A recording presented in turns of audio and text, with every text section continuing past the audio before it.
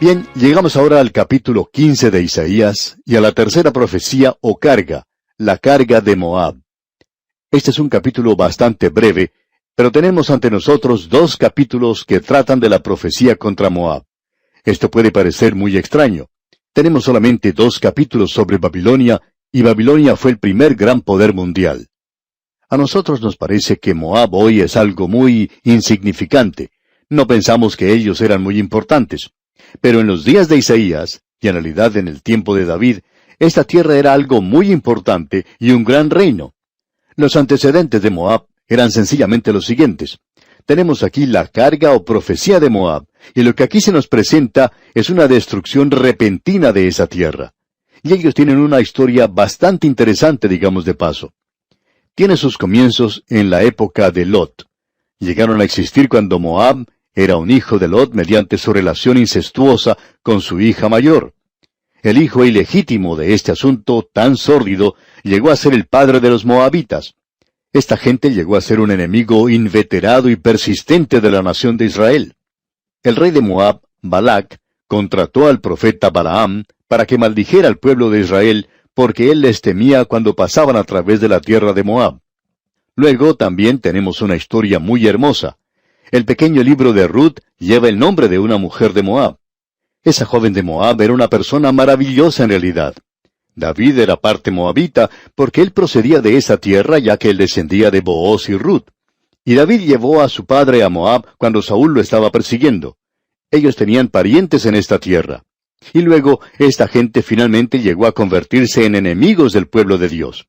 Ahora, ¿quiénes son los moabitas modernos? La nación en sí ha desaparecido. Pero esta gente es como personas hoy que parecen ser creyentes. Son casi persuadidos a hacerlo.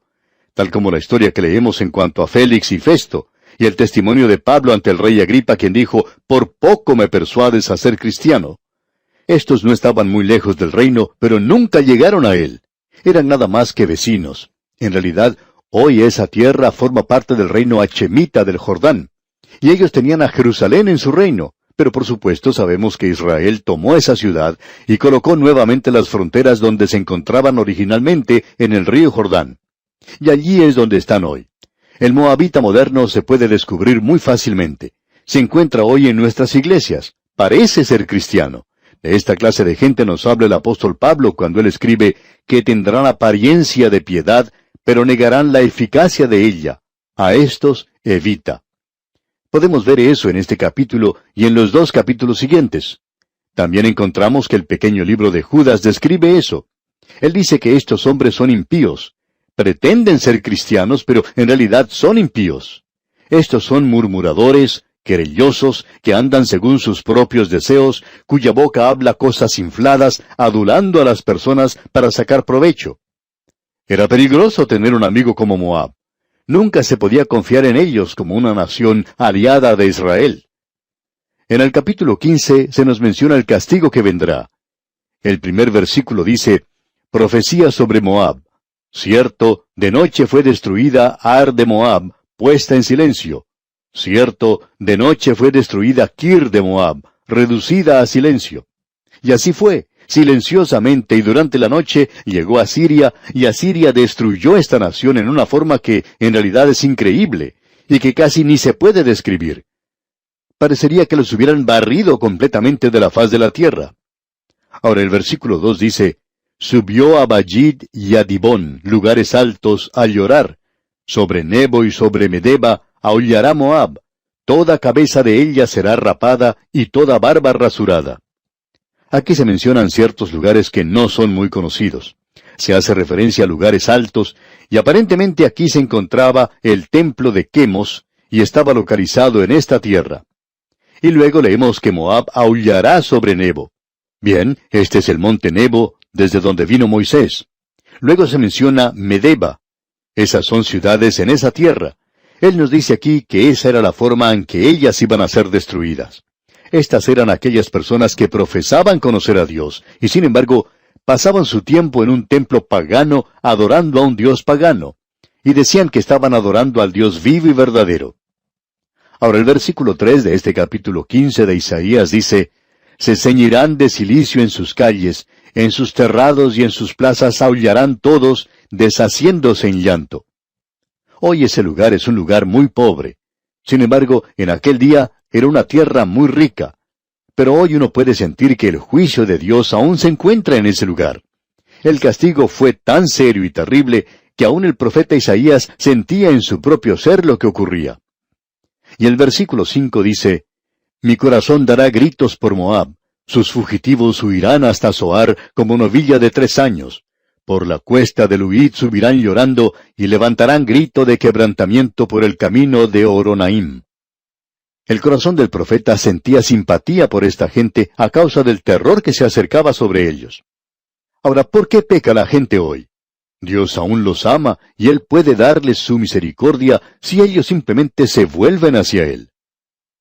Luego, en este capítulo, sigue una descripción bastante detallada de todo esto, y este es el juicio que le ha llegado a esa nación. Y ha sido cumplido literalmente. Continuamos con esta profecía o carga en el capítulo 16. Y aquí tenemos la apertura final de misericordia que se ofrece a Moab al observar el profeta hacia el milenio. Y el primer versículo del capítulo 16 dice, Enviad cordero al Señor de la tierra, desde Sela del desierto al monte de la hija de Sión. Ese cordero debe ser enviado para un sacrificio sobre el altar en Israel, y el cordero, digamos de paso, nos habla del Cordero de Dios que quita el pecado del mundo. Por tanto, ellos tenían que reconocer al Dios de Israel. Sin embargo, ellos no hicieron eso. Y en el versículo 2 de este capítulo 16 leemos, Y cual ave espantada que huye de su nido, así serán las hijas de Moab en los vados de Arnón. Ese río es un río muy pequeño, pero aún así ellos no lo pudieron cruzar cuando trataban de escapar de los asirios. Y el enemigo los alcanzó allí. Luego el profeta mira hacia el futuro y usted puede apreciar los últimos días que tenemos ante nosotros. Y el versículo 5 dice, Y se dispondrá el trono en misericordia, y sobre él se sentará firmemente en el tabernáculo de David. Ahora Jacobo menciona esto en el capítulo 15 de los Hechos de los Apóstoles, donde leemos, Después de esto volveré y reedificaré el tabernáculo de David, que está caído, y repararé sus ruinas, y lo volveré a levantar.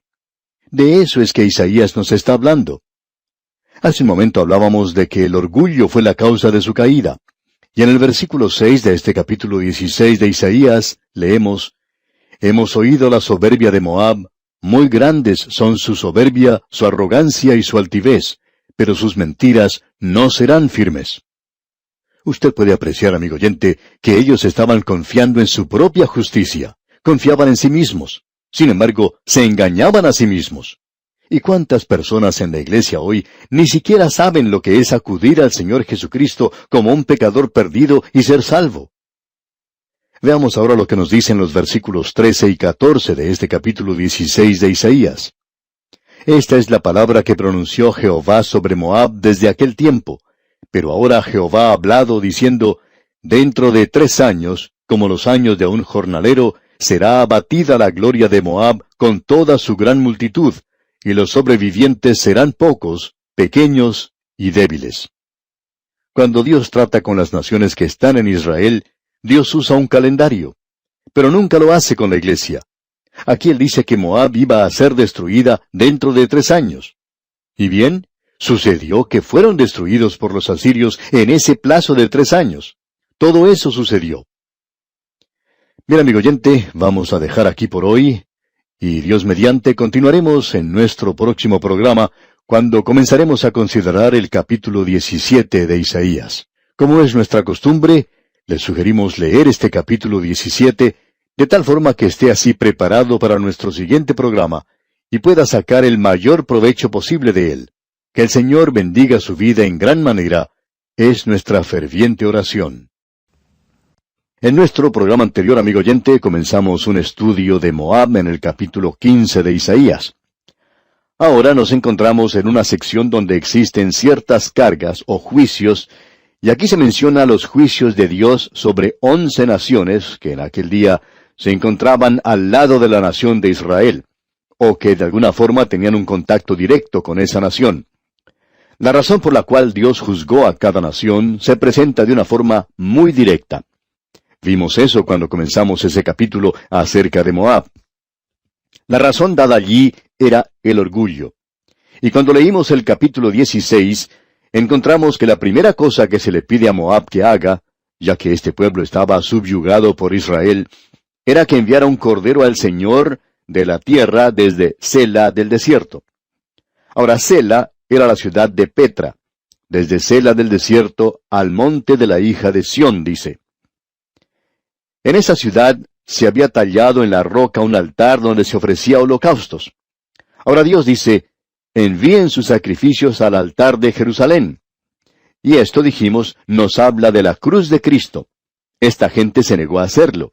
Ellos querían ser religiosos sin reconocer el hecho de que estaban sujetos a una voluntad superior, que ellos eran pecadores ante Dios, y en realidad ese fue el gran pecado contra esta nación.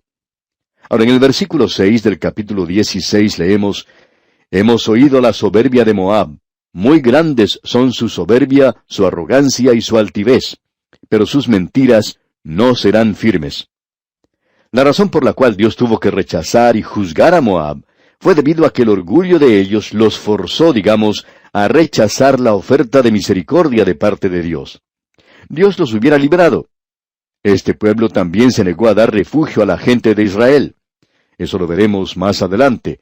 Ellos se pusieron a un lado, por así decirlo, fueron juzgados porque en lugar de proteger a sus vecinos y ayudarles, ellos en realidad no dejaban que los fugitivos llegaran a su tierra y se ocultaran.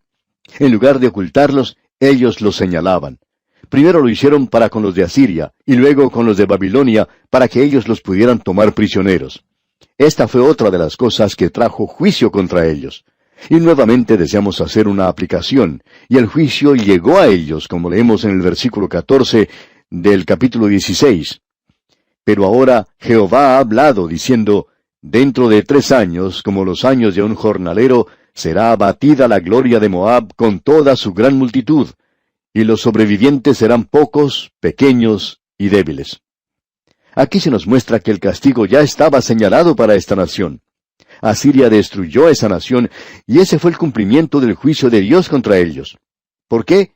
Porque ese fue el gran pecado que causó que Lucifer, el hijo de la mañana, se llenara de orgullo, y él quería elevar su trono más allá del trono de Dios. Quería ser independiente de Dios, y eso era lo que él estaba buscando.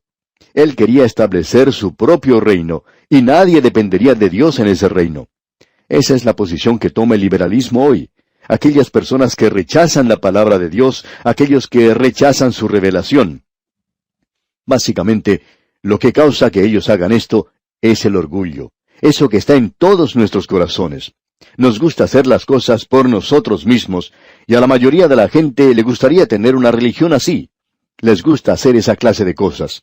Ellos prefieren hacerlo por sí mismos. Quieren hacer algo para ser salvos. Eso es algo que satisface nuestro orgullo, como bien podemos apreciar. Y en el día de hoy existen tantos miembros en las iglesias que son en realidad hipócritas. Muchos de ellos son egoístas. Y en realidad hay muchos miembros de iglesias que están contra Dios. Y todo esto se basa en el orgullo del corazón humano. Cada uno se ha apartado por su propio camino. Queremos hacerlo de nuestra forma, a nuestra propia manera. Ahora el castigo se cumplió contra Moab, una nación que en el día de hoy ha sido olvidada completamente. Ha llegado a ser muy insignificante. Pero esto, amigo oyente, tiene un mensaje para nosotros.